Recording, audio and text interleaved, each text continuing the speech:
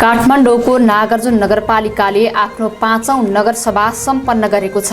नगरसभाको बैठकमा 2078-79 को नीति तथा कार्यक्रम प्रस्तुत गरिएको थियो। नगर उपप्रमुख सुशीला अधिकारीले आर्थिक वर्ष 2077-78 को कार्य तथा प्रगतिको समीक्षा तथा आर्थिक वर्ष 2078-79 को नीति तथा कार्यक्रम प्रस्तुत गर्नुभएको हो। कार्यक्रमको प्रमुख अतिथिमा बागमती प्रदेश सभा सदस्य केशव पोखरेल रहनु भएको थियो भने सभाको अध्यक्षता नागार्जुन नगरपालिकाका प्रमुख मोहन बहादुर बस्नेतले गर्नुभएको थियो। कार्यक्रममा विशेष अतिथिको रूपमा बागमती प्रदेश सभा सदस्य प्रकाश श्रेष्ठ, विभिन्न राजनीतिक दलमा प्रतिनिधि, प्रमुख प्रशासकीय अधिकृत, सबै वडाका वडा अध्यक्षहरू, कार्यपालिका सदस्य, नगरसभा सदस्य लगायत सञ्चारकर्मीहरूको उपस्थिति रहेको थियो। नगरसभाको बैठकमा यस आर्थिक वर्षको नीति तथा कार्यक्रममा प्रतिबद्ध अनुरूपको अधिकांश घोषणाहरू पूरा गर्ने गरी नगर विकासको गति अगाडि बढेको उल्लेख गर्दै आर्थिक वर्ष 2077-78 मा सम्पादन गरेका सम्पूर्ण कार्य तथा प्रगतिको संक्षिप्त रूपमा प्रस्तुत गरिएको थियो। उक्त आर्थिक वर्षमा स्वास्थ्य, भौतिक पूर्वाधार, शिक्षा विकास, सुशासन तथा संस्थागत क्षमता विकास सम्बन्धी विभिन्न योजना तथा कार्यक्रम सञ्चालन गरेर कार्य सम्पन्न गरिसकेको उल्लेख गरिएको छ। नगरपालिकाको आर्थिक वर्ष 77-78 सम्ममा सम्पादन गरिएका महत्त्वपूर्ण कार्य तथा प्रगति समीक्षा संक्षिप्त रूपमा प्रस्तुत गर्न चाहन्छु। स्वास्थ्य, कोभिड-19 सङ्क्रमण तथा रोकथामको लागि नागार्जुन नगरपालिका अन्तर्गत हाल वडा नम्बर 1 स्थित शहरी विकास मन्त्रालयद्वारा निर्मित भवनमा नगरवासीहरूको लागि 270 बेडको सुविधा सम्पन्न आइसोलेसन सेन्टर, वडा नम्बर 8 स्थित भीमढुङ्गा स्वास्थ्य चौकीमा 9 बेडको आइसोलेसन सेन्टर, वडा नम्बर 10 स्थित शिवचटार स्वास्थ्य चौकीमा 13 बेडको होल्डिङ सेन्टर स्थापना गरी सञ्चालनमा ल्याइरहेका छौँ। कोभिड-19 को कारणले बिरामी भएका नागार्जुन नगरवासीहरूलाई निःशुल्क अस्पताल लैजानको लागि 1वटा एम्बुलेन्स र एउटा सवाहन व्यवस्थापन गरी 24 घण्टा सञ्चालनमा ल्याइएको छ। त्यस्तो महामारीको बेलामा प्रत्यक्ष राहत पुर्याउने महसुस गरेको छु। नगरपालिका र नेपाल रेड क्रस सोसाइटी केन्द्रीय कार्यालयसँग सम्झौता गरी नगरवासीहरूलाई निःशुल्क रूपमा रगत उपलब्ध गराउने व्यवस्थाको लागि आवश्यक बजेट व्यवस्थापन गरेको छौँ। भौतिक पूर्वाधार विकास चालु नगरपालिकाको आफ्नो केन्द्रीय प्रशासकीय भवन निर्माण कार्य अन्तिम चरणमा पुगी आगामी आवको शुभारम्भमा आफ्नै भवनमा सर्ने व्यवस्था मिलाएको छौँ। नागार्जुन नगरपालिकाको सीतापाइला रामकोट भीमढुङ्गा सडक सीमाभित्र विद्युत र टेलिफोनका पोलहरू स्थानीयवासीहरूले प्रयोग गरेका घर तथा सडक टहराहरू व्यवस्थापन गरी सडक निर्माण अगाडि बढाएका छौँ। नगरपालिका अन्तर्गतका वडा कार्यालयहरू क्रमशः निर्माणाधीन अवस्थामा रहेको वडा नम्बर 2 र 7 आगामी वर्षभित्रै सम्पन्न हुने गरी आफ्नो भवनमा सर्ने व्यवस्था मिलाएको छौँ। नगरपालिका अन्तर्गतका महत्त्वपूर्ण प्रमुख योजनाहरू ठेक्का प्रक्रिया मार्फत निर्माण कार्य सम्पन्नको अन्तिम चरणमा पुर्याएका छौँ। कार्यक्रममा नगर उपप्रमुख सुशीला अधिकारीले नगरपालिकाको आगामी आर्थिक वर्ष 2078-79 को वार्षिक नीति तथा कार्यक्रम प्रस्तुत गर्नुभएको थियो। उहाँले नगरसभामा आगामी आर्थिक वर्ष 2078-79 का लागि 1,96,75,25,474 रुपैयाँको प्रस्तावित बजेट पेश गर्नु भएको छ। साथै नगरसभा बैठकमा अब आउने आर्थिक वर्ष 2078-79 मा दिगो विकासलाई प्राथमिकीकरण गरी नीति तथा कार्यक्रम प्रस्तुत गरेको छ। नीति तथा कार्यक्रमभित्र कोभिड प्रतिकार्य तथा विपद व्यवस्थापन, स्वास्थ्य तथा आरोग्यता, भौतिक पूर्वाधार तथा शहरी विकास कार्यक्रम, आर्थिक विकास, लैङ्गिक तथा सामाजिक समावेशीकरण र लक्षित वर्गको चौतर्फी विकास, खानेपानी तथा सरसफाई, युवा खेलकुद, सूचना तथा सञ्चार प्रविधि, साझेदारी विकास, सुशासन तथा संस्थागत विकास गरी 10 वटा क्षेत्रलाई समावेश गरिएको छ। यो सँगै नगरपालिकाको आर्थिक वर्ष 2078-79 को आय व्यय पनि विवरण प्रस्तुत गरिएको छ। नागार्जुन नगरपालिकाको आर्थिक वर्ष 78-79 को अनुमानित आय समानीकरण अनुदान नेपाल सरकार 20 करोड 45 लाख 35 लाख 20 करोड 35 लाख सशर्त अनुदान नेपाल सरकार 20 करोड 80 लाख समपूरक अनुदान नेपाल सरकार 4 करोड 15 लाख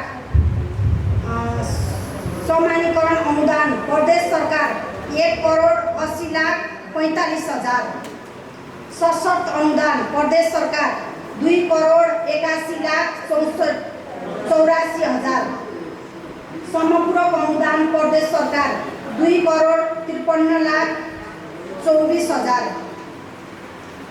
विशेष अनुदान प्रदेश सरकार 30 लाख घर जग्गा रजिस्ट्रेसन दस्तुर 52 प्रदेश सरकार मालपोतबाट 52 करोड 68 लाख 79 हजार 578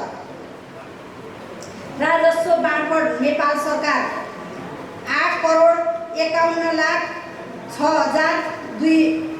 हजार राजस्व बाँडफाँड प्रदेश सरकार 2 करोड आन्तरिक स्रोत नागार्जुन नगरपालिकाको 40 करोड 79 लाख 86 हजार 896 आन्तरिक स्रोत जीसस भवन अनुदान 7 करोड कामनपा अनुदान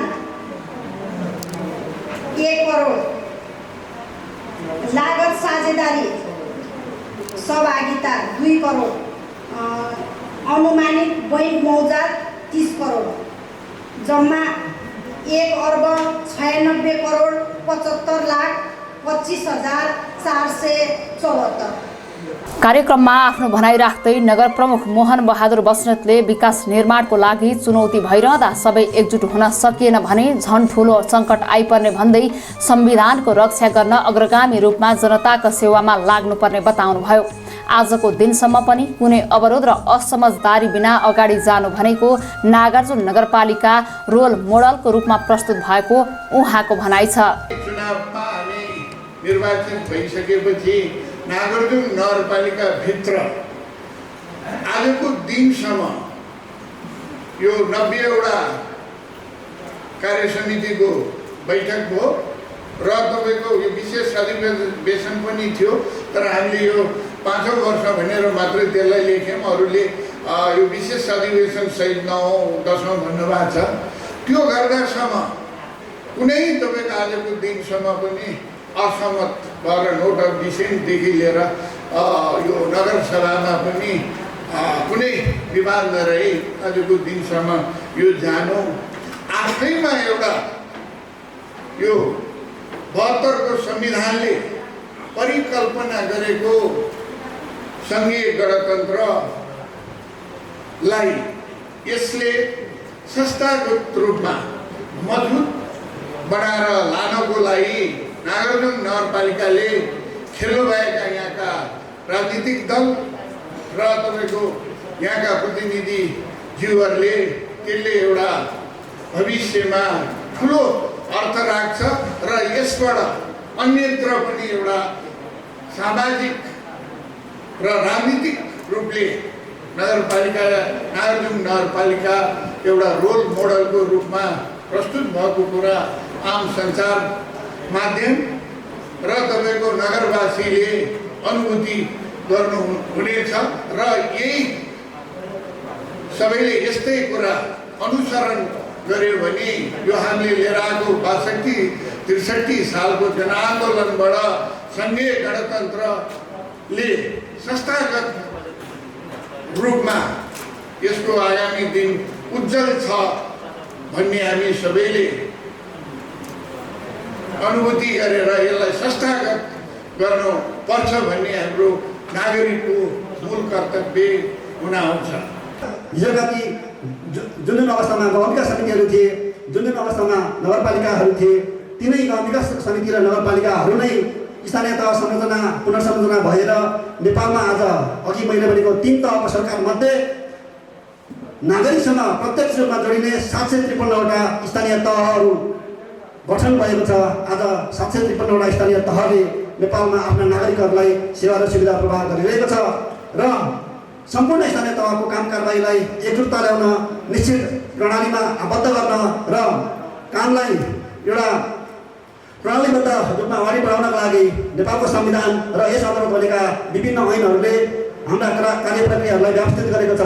चाहे ती स्थानीय सरकार सञ्चालन ऐन हुन्, चाहे ती अन्तर सरकारी वित्त व्यवस्थापन ऐन हुन्, ती र चाहे नेपालको संविधान नै किन नहोस्, किनकि नेपालको संविधानले सङ्घीय सरकारले बजेट जेष्ठ 15मा आफ्नो संसदमा पेश गर्नुपर्छ भनेको छ भने अन्तर सरकार वित्तीय व्यवस्थापन ऐन 2074ले प्रदेश सभा अथवा प्रदेश सरकारले आफ्नो प्रदेश सभामा असार 1 गते र 753 वटै स्थानीय तहले आफ्नो आय व्ययको अनुमान असार 10 गतेभित्र आफ्नो सभामा पेश गर्नुपर्छ भन्ने कानुनी बाध्यता, कानुनी प्रावधानलाई इमान्दारिताका साथ कार्यान्वयन गर्ने क्रममा, इमान्दारिताका साथ त्यसलाई पछ्याउने क्रममा हाम्रो नागार्जुन नगरपालिकाले विभिन्न तहका बैठकहरू, छलफलहरूबाट आज यो 9 गतेको दिन हाम्रो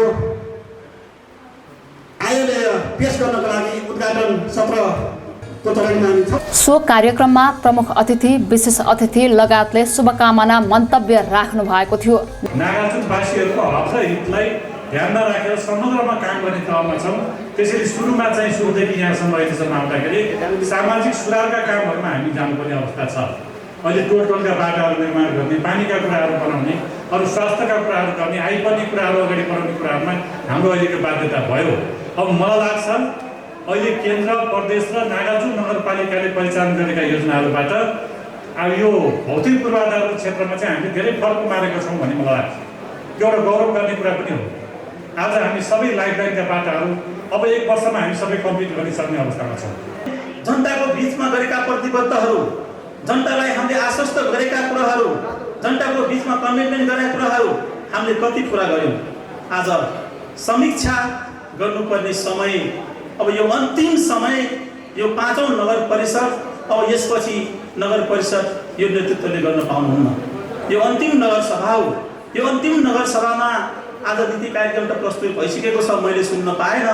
तथापि यो नीति कार्यक्रम जुन पेश भएको छ, मलाई लाग्छ हामीले पहिलो नगर सभाबाट पेश गर्दै दोस्रो, तेस्रो, चौथौँ गर्दै 5औँमा आउँदाखेरि धेरै कुराहरू त्यसपछि मार्गचित्रभित्र रहेका कुराहरू, हाम्रो नागार्जुन नगरपालिकाको राजनीतिक अवस्था, सामाजिक अवस्था, सांस्कृतिक अवस्था, यहाँको भौगोलिक अवस्था, सबै कुरालाई एउटा चाहिँ समष्टिगत अध्ययन गरेर, अनुसन्धान गरेर विकासको परिकल्पनाहरूलाई हामीले यो ध्यानमा राखेर सबै पक्षसँग सरसल्लाह गरेर यहाँ चाहिँ अभियन्ताहरूसँग, बौद्धिक व्यक्तित्वहरूसँग, विज्ञहरूसँग सबै कुरा बुझेर आज यो 5औं नगर सभा पनि हामीले 4औं नगर सभामा भएका कुराहरू नै प्राथमिकताको आधारमा, सिद्धान्तको आधारमा हामीले यहाँ नीति कार्यक्रम पेश गरेको हुनुपर्छ भन्ने मलाई विश्वास छ।